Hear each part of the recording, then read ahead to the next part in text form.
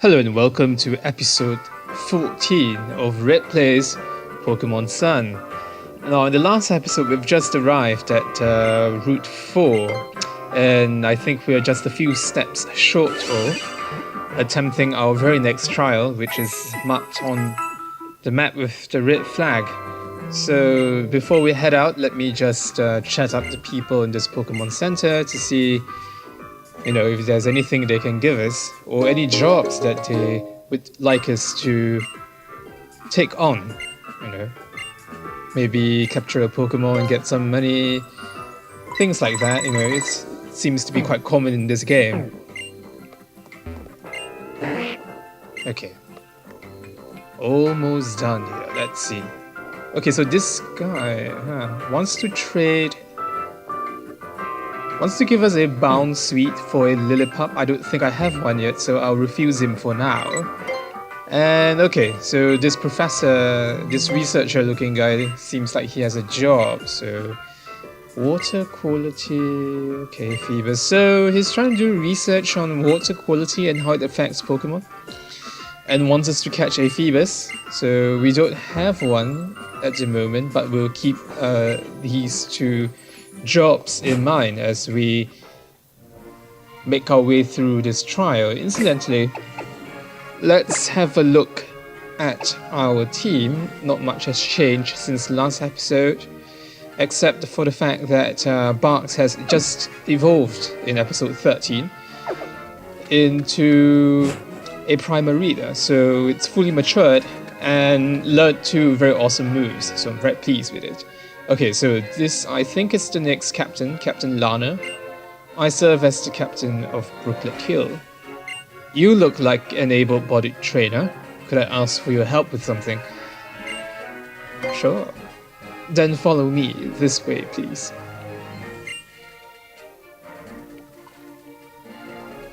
Okay, so she's gone on ahead, and seems like an awful lot of water in this place. We might be...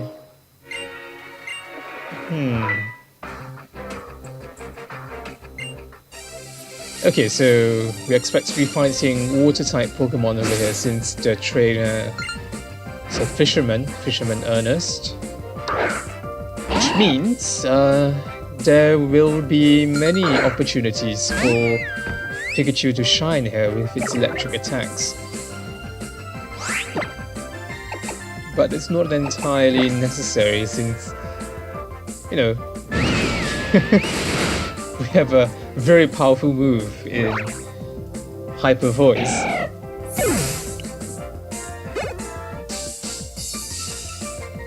Goldie, okay.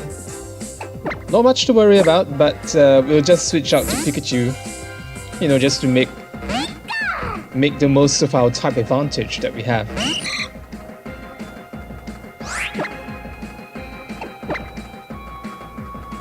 Now, incidentally, the researcher was talking about water quality and how it affects water Pokemon, and that is actually mirroring a real life concern as to how human activity and pollution in particular has affected marine life. And I think just a few weeks ago, I saw a report in the news on Reuters that because of global warming, a huge swathe of the Great Barrier Reef near Australia has been bleached. Bleached meaning, the living organisms that inhabit the calcium carbonate skeletons of the corals have left the structures, and they're essentially just colorless structures that look like corals, except they're entirely white, and first the term bleached, and there's nothing alive in it. The ecosystem is entirely destroyed at that point in time. So it's quite a pity to learn about such things, because I think corals are one of the most beautiful things in the natural world. Well, it gives you things to think about, how we are drastically affecting our environment, and how I would say distressing it is that nearly half the population in the most powerful country on earth, the United States, are either doubtful or outright deny, the fact of global warming and climate change, and that it is caused by our activities as human beings. And how, of course, their president-elect is going to, reconsider their participation in the Paris Climate Agreement. Yeah, it kind of makes you think what kind of world we're going to leave behind to, the future generations. But oh well. Let's not talk about such heavy things and continue on our jolly journey through the equally beautiful world that is Pokemon Sun. Okay, good. We have captured this rather odd-looking Pokemon called a Dewpider. Looks kind of like an alien. I mean, I know it's more like a water bubble than it is a environment suit with a clear helmet, but it still does look something like that. Let's see. It crawls onto the land in search of food, and its water bubble allows it to breathe and protects its soft head. Okay. Fair enough. And Snorlax is still asleep. Let's wake it up and continue our journey through this trial. So I'm guessing in the midst of all this water, we'll finally get a mode of transportation that will allow us to navigate water.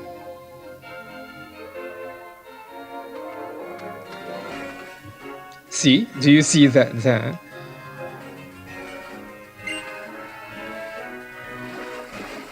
Okay, so there's something splashing. Look at that vigorous splashing. I wouldn't be surprised to find a fearsome Pokemon is the one causing it all. So, brave Triogoa, I would like to ask you to investigate that splashing there and find out what exactly is causing it. I would ask to swim out there, of course. I have a lovely gift for you instead. Nice, just as I was saying. So we did get a new form of transportation. So if you climb atop Lapras there, you will be able to travel over bodies of water. That's right, you'll even be able to reach those splashes and see what is going on there. So okay, let's try it out. Okay, before that, let's finish this one then. Nice, so clearly, all the movement HMs have been replaced with ride Pokemon in this game, which is quite innovative and I think makes more sense because now you don't have to spare a move in a limited form moveset that all the Pokemon have. Like for example, if you have a water Pokemon and you don't actually want to use the move Surf in your moveset, but you're forced to have a Pokemon with Surf because you have to navigate certain parts of the Pokemon world, right? So it makes for kind of a troublesome thing. I mean, of course, you can always forget the moves after that, by going to a person. There's always a person that helps you forget moves in all the games, but it's still a hassle. So I think it's a very enlightened change that they have absorbed here, and I would like to encourage them to further innovate in this direction where the quality of life for players is very much improved with their changes. So we've waded into the splashing thing, and unlike a big strong Pokemon like we were told to expect, we have stumbled upon something that's like an anchovy, I suppose. It looks rather small. It's called a wishy-washy. I think a play on words on wishy-washy. It looks like it's always crying, kind of sad. It makes you feel a certain sympathy for it. Maybe Lana is abusing them in the course of training, that's why they're all so sad. I mean, you know, sometimes the cutest faces hide the darkest of hearts, and I wouldn't be surprised if Lana is actually a dominatrix to her Pokemon. But anyway, we've succeeded in capturing Wishiwashi. Let's see what the deck says.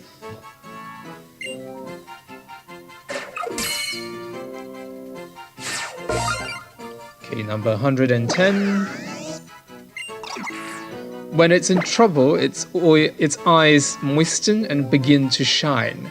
The shining light attracts its comrades and they stand together against their enemies. Okay, so they are a social Pokemon, so they form communities by looking out for each other's tears. Interesting little things. Okay, so even a little Wishiwashi can make such big splashes. Oh me, what is that? I can hear wells splashing from over there, and it sounds even larger than what we just saw. Is it a Pokemon? Is it a person? I suppose we had better go check. Okay. So let's see, where am I supposed to go from here?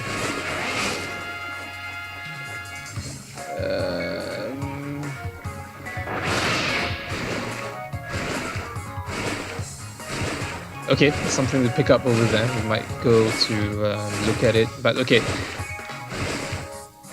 Let's see. Do we continue on this way? Oh, there's a spot there for you to take photos, but I'm not going to bother with it. Because, you know, we've since established that it doesn't do anything much for you except, you know, being able to take pictures and then save them to an SD card. You get better cameras as you take more and more pictures, but it doesn't help you find better Pokemon in the wild, which I understand is done through the SOS system in this game, where as Pokemon call for help, the Pokemon that appear to assist them are of a higher quality than the one, which I mean they tend to be, at least they tend to be of a higher quality than the one, you know, you started out the encounter with, or the previous one that had been called earlier. So what you're supposed to do is to keep allowing the wild Pokemon that you encounter to call for help, and eventually end up with a wild Pokemon that has like 4 or 5 IVs that are perfect, and then you have a specimen, you know, for breeding and all that.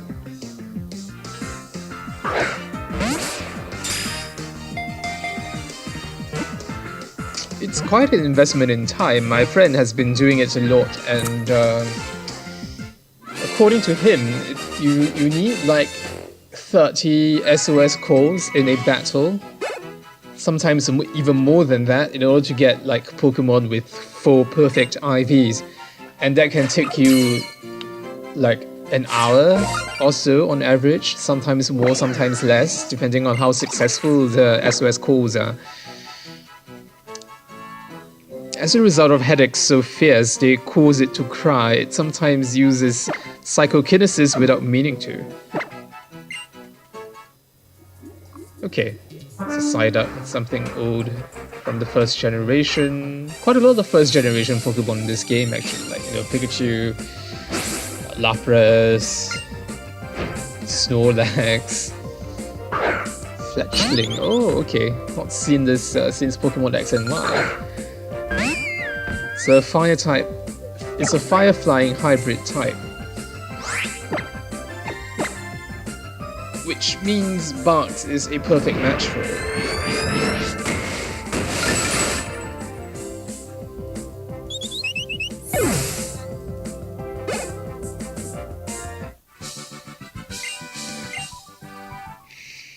Okay, pains me to admit I still have no idea where we're supposed to go.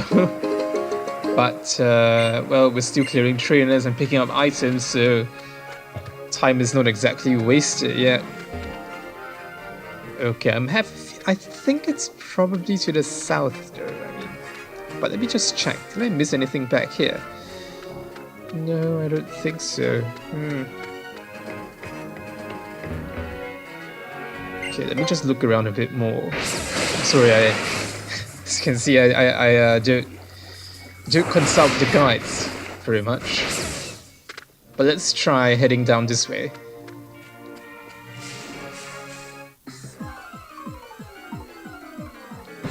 Okay, so there seems to be a bend towards the left. Oh, a Poliwag.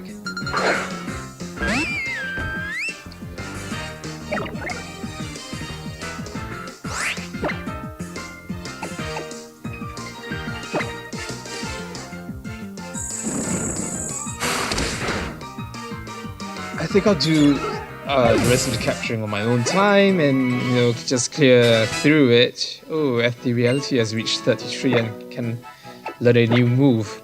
Okay, good. So we can replace our Shadow Punch, which was a physical move, and therefore was not the optimum type for Gengar's stat distribution, which biases it towards special moves, and Shadow Ball is a perfect Shadow, Ghost type energy special move for it to learn. Sports a very good power level as well. Whatever is kicking up such lovely splashes must be rather big. A strapping young swimmer, perhaps? Or an amazing Pokemon specimen? Well, we'll see about that. We will see about that. Something tells me... I don't know. What kind of Pokemon do you think? Well... Judging from what just read away, I would say it's the same thing. The wishy-washy thing that we encountered earlier. I might be wrong, but... Let's see. Aha! It's exactly the same. I mean...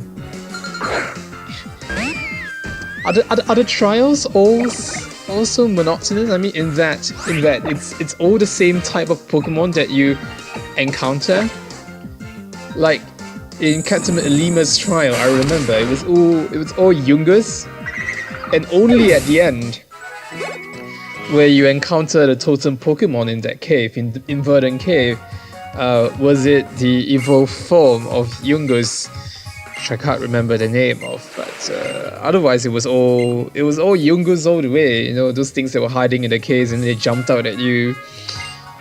So I think it might be the same case over here. Lana is just going to make you encounter wishy-washies all the way until, you know, you fight the totem Pokemon at the end of the trial. We'll be lucky enough to find a spry young swimmer floundering in the water and in need of saving. Okay, so Lana considers it lucky if we encounter somebody who is drowning. I think she has either a very twisted sense of humor or is a sadist. Or both. Oh, what's this? Scold. Oh, Scold is actually a rather good move because it allows you to... It's a water move that has a certain chance of leaving the opposing Pokemon with a burn, as it's indicated here. And it's actually a good enough power. It's 80, 100, except that Barks already has Sparkling Area, which is 90 power, so I think I'll not teach it for now. But if I didn't already learn Sparkling Area, I would definitely have taught it Scald. Make for a good move.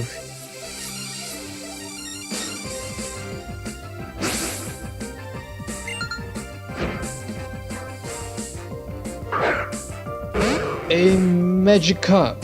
Well, it's something that I used to catch a lot in the earlier generations when, you know, the design of Gyarados was so ferocious that I was given the impression that there was no better one to train in the early game. You know, if you needed a Pokemon to feel the water flying type, with access to dragon type moves, then you definitely want a Gyarados. Of course, I at the time was not entirely familiar with the typing and, you know, the advantages, and I wasn't aware that it had a 4 times weakness to electric moves because of its water and flying type. You know, because they're both like 2 times, so they stack up and become a 4-time weakness to electric moves, and they tend to be quite common as well. But oh well, I mean, I was young and didn't really pay attention. I just thought it was cool to have a Gyarados. And bear in mind that back then, training a Magikarp was actually a very big challenge because you needed to get it to level 20, and there was no EXP shares. There was no such thing as an EXP share back then, so what you had to do was to start the battle with like a Magikarp, and then because the Magikarp couldn't kill anything, you had to switch it out for something else. So it was a huge hassle to get the Gyarados going, but it was so worth it though. Okay, let's see what's next. Within it lies the legendary Pokemon said to be the embodiment of the sea itself, the mighty Kyogre. Really?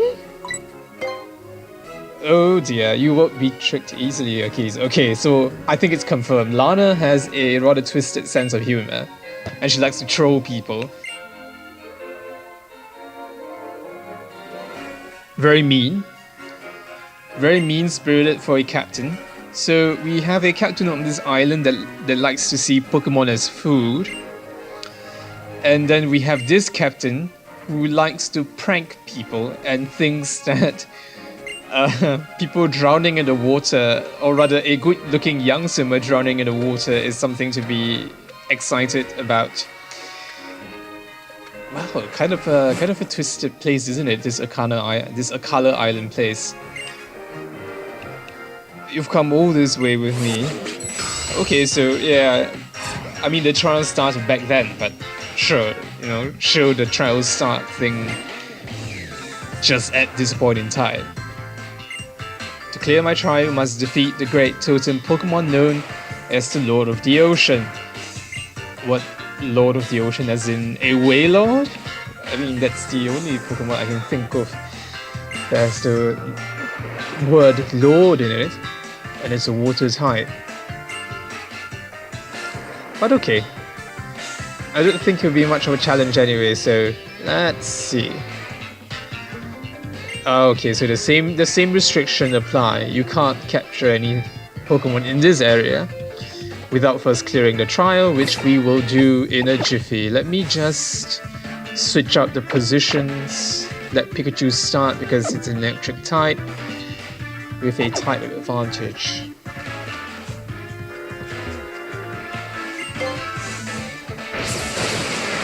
Alright, onward.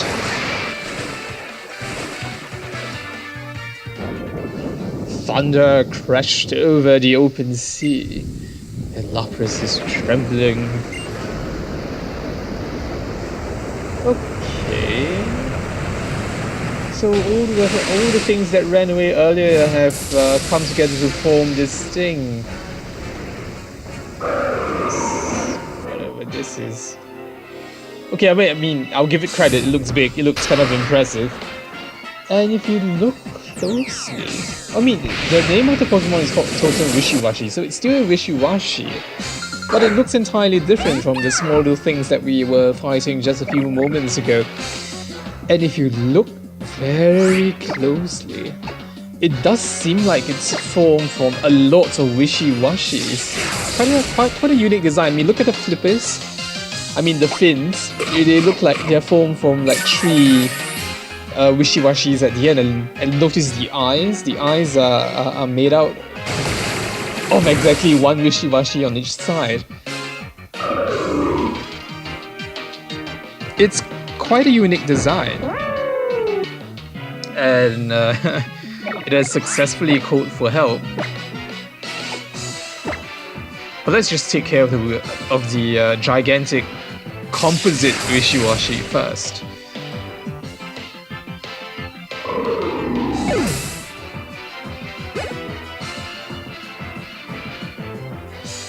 Then we can focus our attention on this Alomola. Shouldn't take too long. Okay, just 1 more hit left, and we'll be done with this trial. So at the end of it, I expect to be getting a Z Crystal for water-type moves. Doesn't take much to guess then. Okay, so well done. Excellent. Very good.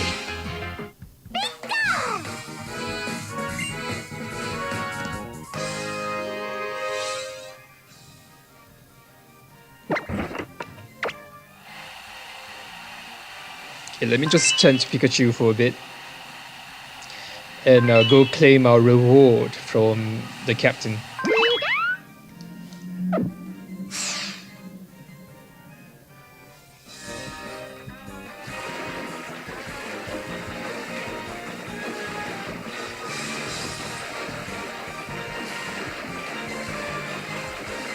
Very well done, Achilles. Please come back this way.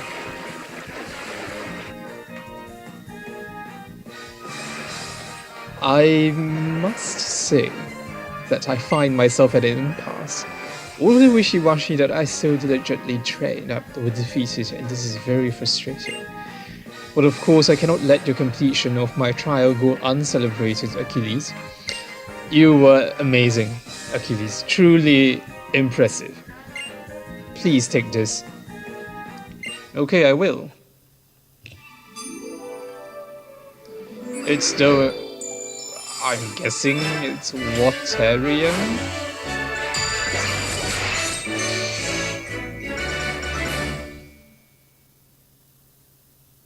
Very nice. You do know what this is, don't you? Watch, this is how you use Waterium Z. Exactly, I guess right. Yes. Okay. And that's not all I can offer you. Here, this is a Lana original, one of my handmade fishing rods.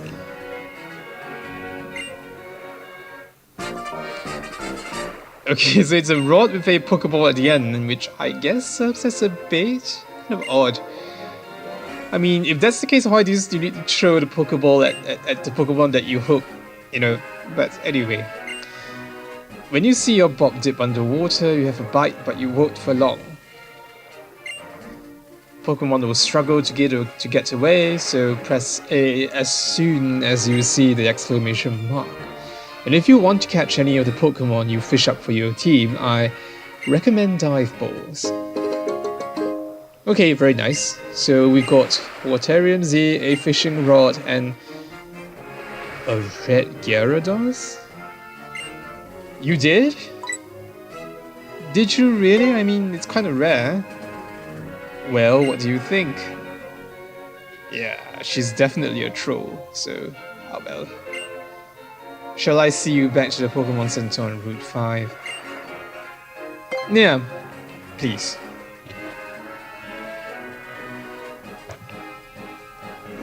Yep, I want to heal Pikachu up as soon as possible. Next is Kiawe's trial. It will take place at Wheeler Volcano Park. Oh, and that reminds me, did you see any Sudowoodo by Peniola Wrench? I sure did. They were causing some trouble for people. So I gave them a little dose of Z power using my Waterium Z. I wonder how they'll react now that they see that you have Waterium Z as well. Okay, so I think that's the key for us to drive them away so we can continue our journey. But I think I'll call it an episode here, and as usual, subscribe to see new episodes. We put up one once every 2 or 3 days. And as always, thank you for watching, and I'll see you at the next episode of Red Plays Pokemon Sun.